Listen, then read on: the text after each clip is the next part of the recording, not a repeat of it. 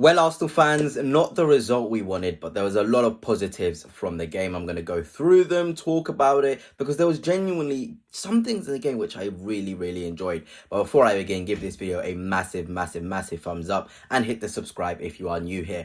But let us start. I mean, he's the man of the title because once again, Max Dowman shines for the Arsenal. And I mean, it's always a big thing when you have a young player coming in, 15 years old. This is unheard of in terms of a 15-year-old coming on, getting the minutes that Max Dowman has had in the Premier League, not in the Premier League, sorry, in pre-season, is unreal. He has played in every single pre-season game, and my word, has he impressed. I feel like today's performance against Villareal was probably his best in terms of the responsibility he took, because the game was behind us. We weren't really gripping, weren't really having that dynamism we needed after those substitutions of him coming in, but he was able to take the ball, to take responsibility and drive. And there was so many moments where I was like, this kid, he's going to change our lives, you know. And I think the Arsenal fans, they got to see it live. They got to see what this Max Dowman kid is all about. He won the penalty, a beautiful little turn from him. We know he's that good. We know he can do that. You could even see, again, I've said this many times before, the players don't really get surprised when their Max Dowman does something. They almost see him as this senior. In terms of Max Dowman has the quality to do this. I'm not going to get surprised when Max Dowman creates in a moment, when Max Dowman takes on a player. I'm not going to get surprised. And it's quite scary, the amount of good decisions he makes on the ball. Because as a young player, you can want to get in this habit of dribble. But no, he knew when to slow the game down. He knew when to take players on. And that's a massive positive. It genuinely is. If you're an Arsenal fan and you see Max Dowman in terms of his composure, you can only get excited. You genuinely can only get excited. And I was really impressed with him. But you know what? Who really impressed me actually in that first half in particular, it was Nwaneri. And even in the second half, he had some really good moments. And if you're Martin Odegaard, you're almost like, ooh, you know, Max Dowman and Nwaneri in the way they played today was so good. Genuinely so impressive in terms of the way Nwaneri was picking it up in deeper areas. He was impacting the game. Because my biggest thing with Nwaneri is you're a phenomenal player, Ethan. You're really good. But can you really impact games more? Can you get onto the ball? Can you come deeper to feel the ball?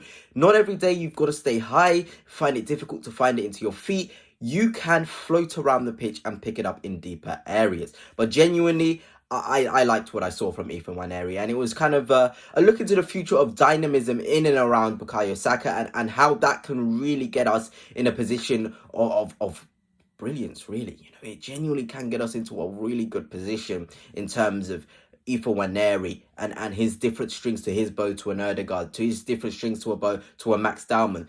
Before I continue on with the video, a massive shout out once again to Dragon Jersey, who are indeed sponsoring this video. If you want to get Arsenal kits like these or Arsenal kits from this season, they are your place to go. You can use Fanatics for 10% off. Yes, 10% off Arsenal kits from the present past, like I have said. But without further ado, let's continue on with the video. And of course, we need to talk about the debuts on show in terms of Emirates debuts. Victor Gyokeres, really nice to see him in an Arsenal shirt for the first time, but the performance wasn't anything that surprised me in terms of what I expected in terms of Victor Gyokeres. He will have beautiful moments in terms of picking it up on the left-hand side. There was a time where he took a player on. He probably should have went down and won the penalty. That was really nice. There was another place where he picked up the ball, a nice little run. He bullied Saka off it. It was like, that's my ball. He took a strike. Keeper saved it pretty well. Gyokeres will score goals like that. He will also score goals in transition.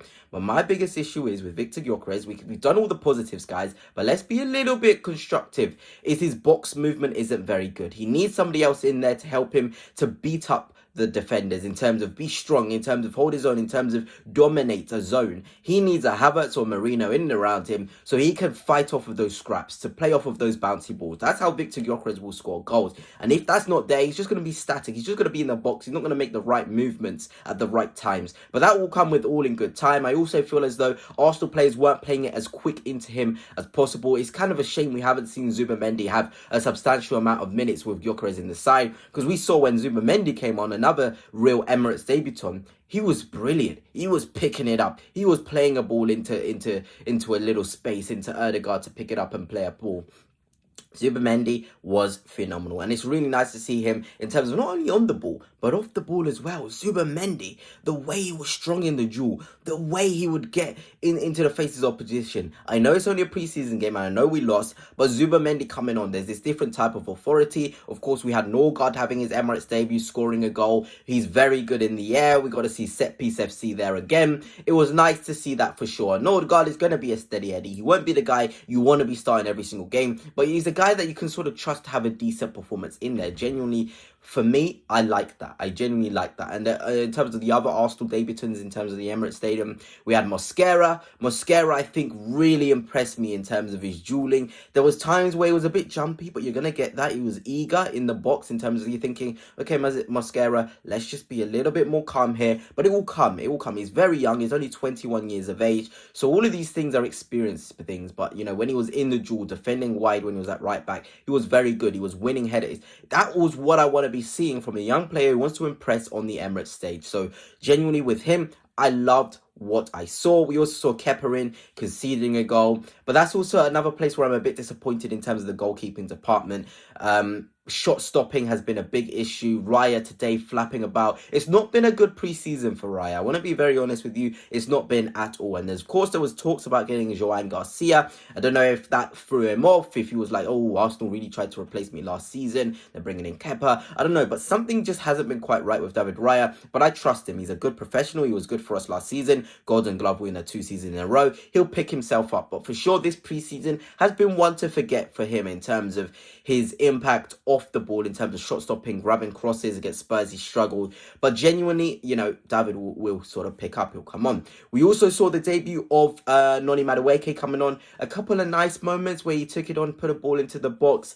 You know, there's another one towards the end of the game where he put another nice ball into the box. See, there's nice stuff from Noni Madueke. But I'm here to sort of be a bit angry because I've seen a little news coming out regarding Liverpool Football Club and Bradley Barcola. And that is my dream winger. Him and Rafael Leao, Rodrigo Eze, one of those four has to be an Arsenal player come the end of the transfer window. I cannot stress this enough. Barcola, Rafael Leao, Rodrigo Eze, one of those guys I have just named have to be an Arsenal player by the end of the transfer window. It simply has to be the case. If that is not the case, ultimately Arsenal Football Club have failed this window. Genuinely, because Noni Madueke is better off the right. I know Max Dowman has been shining there and it makes it a bit difficult now, but Max Dowman is more of a central guy anyway. But Arsenal, I don't know whether you'd sell Trossard, if you sell a Martinelli who had a poor game, and I've been really fighting for Martinelli. I really want him to be a success and get back to himself. But we haven't got time to wait. We need to win a big trophy this season. That is the truth. So, Arsenal Football Club, if you have to sell a Martinelli, you have to sell a Trossard for Bradley Barcola or Rafael Leao or Rodrigo or Eze. Go and do it. And I think every Arsenal fan watching this video will agree with me with that in terms of if that has to be the case, get those players in, because Arsenal Football Club desperately need a top quality left winger. And this is no shade at Madueke, but he's more of a right winger. He'll have impacts on the left wing as well. But Arsenal Football Club need a top quality winger. But that's it for now, and until next time, peace.